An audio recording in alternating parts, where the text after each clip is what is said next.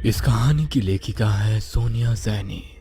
जिनों की अपनी एक अलग दुनिया होती है, वो हमारी दुनिया में बिना किसी आवाहन के नहीं आते।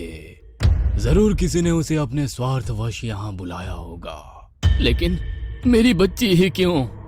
आप मुझे कल तक का समय दो, मैं अपनी साधना से पता लगाता हूँ यह जिन यहाँ क्यों और कैसे आया है और आपकी बच्ची से क्या चाहता है। सारी रात आंखों में काटने के बाद अगले दिन सवेरे ही अब्बू तांत्रिक के पास पहुंच गए। ने तंत्र साधना की है।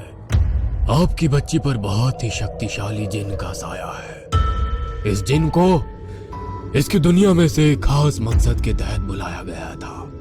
इस हवेली में रहने वाले सम्राट ने अपने अंधी महत्वाकांक्षा को पूरा करने के लिए एक ओझा को पैसा देकर जिनों की दुनिया का रास्ता मालूम किया। वो बहुत पहुंचा हुआ ओझा था। उसने अपनी महानता सम्राट के समक्ष सिद्ध करने के लिए जिनों की दुनिया के राज महाराज के समक्ष साझा कर दिए। जुनूनी सम्राट ने सब कुछ जल्दी और आसानी से पाने की जिद में जिन का आवाहन किया। अपनी दुनिया छोड़कर आने का क्रोध नेत्रों में भरकर जिन ने सम्राट से प्रश्न किया, क्यों बुलाया मुझे?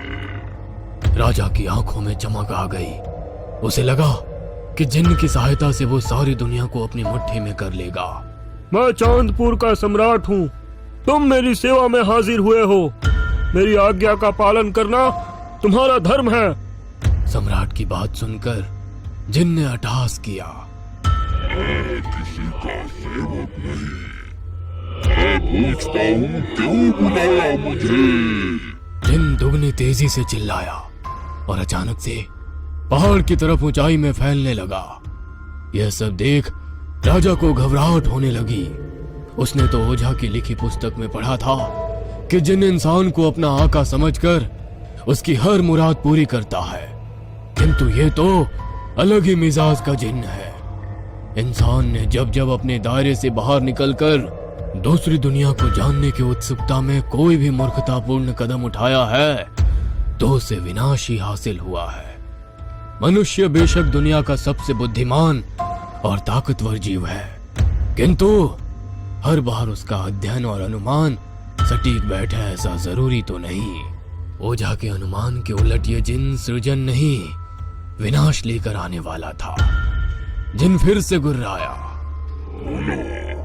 क्यों बुलाया मुझे मेरे लोक से? मामा जल्दी घर चलो। सचिन ने आकर माँ को झिंझोरा। सचिन की आवाज से माँ वर्तमान में लौट आई। क्या हुआ? कोई खास बात है क्या? माँ खुद अपनी आंखों से चलकर देखो क्या हुआ है। घर पहुंचकर माँ ने जो देखा उससे उनका कलेजा मुंह को आ गया। माँ ने देखा कि मैं खड़ा खड़ा गिर रहा था। विनी दोहरी आवाज में कुछ बोल रही थी।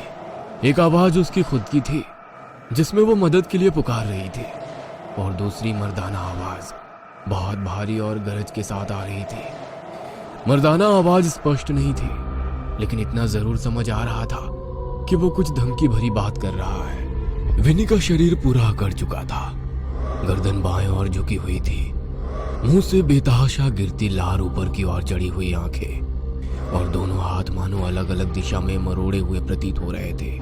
उसके खुले बिखरे बाल पूरे दृश्य को और भयावह बना रहे थे। दूसरी ओर सोनी दीवार की ओर मुंह किए जाने की बड़बड़ा रही थी। घर पहुंचते ही इतनी भयानक स्थिति देखकर माँ थर थर कांपने लगी। हाथ जोड़कर विनी और सोनी को छोड़ देने की गुहार करने लगी। माँ को देखकर सोनी भी गुस्से में माँ की ओर ही घूरने लगी। सब कुछ इतना अप्रत्याशित और डरावना था कि दिमाग तो जैसे अपना काम ही भूले बैठा था, और दिल कह रहा था किसी तरह अपनी जान बचाकर यहाँ से भाग लो।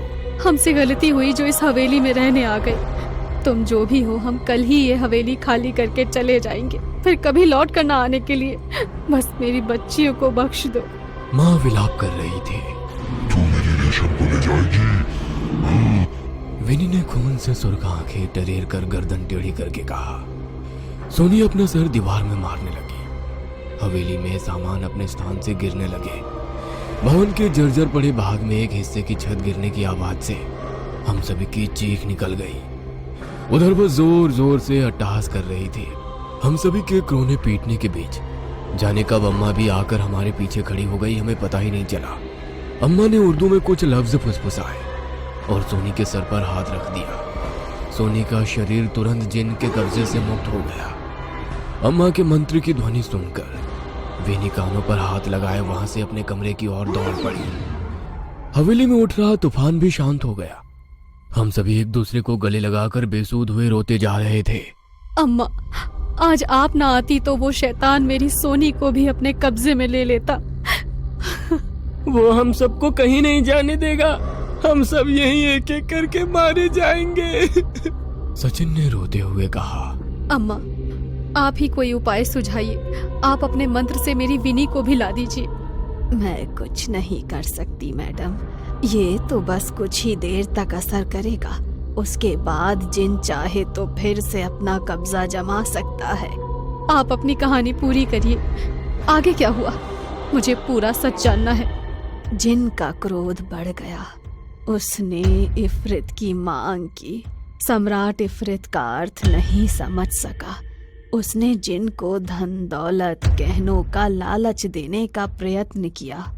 जिन ने क्रोध में अपना आपा खो दिया और उसने सम्राट की उसी क्षण हत्या कर दी। उसके बाद जिन ने जो भी उसके सामने आया सबका खून पी लिया। पूरी हवेली लाशों से पटी पड़ी थी। धीरे धीरे लाश वहीं पड़ी सड़ने लगी। पूरे गांव में खबर फैलने के कारण कोई भी हवेली के आसपास तक नहीं आया।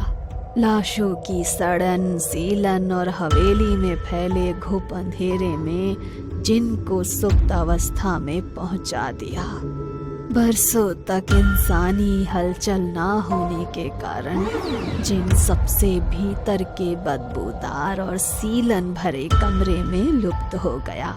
बरसों बीत गए। दशक बाद भी जब वहां कोई अनहोनी ना घटित हुई तो लोग धीरे धीरे उस हादसे को भूलकर हवेली के आसपास आने जाने लगे। फिर अंग्रेजी हुकूमत ने वीरान पड़ी हवेली को डाक बंगला बनाकर मेरे पिताजी को यहाँ भेज दिया।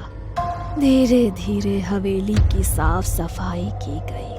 भीतर के जिस कमरे में मेरे अम्मी अब्बू रहने आए वहीं जिन भी अदृश्य रूप में विद्यमान था।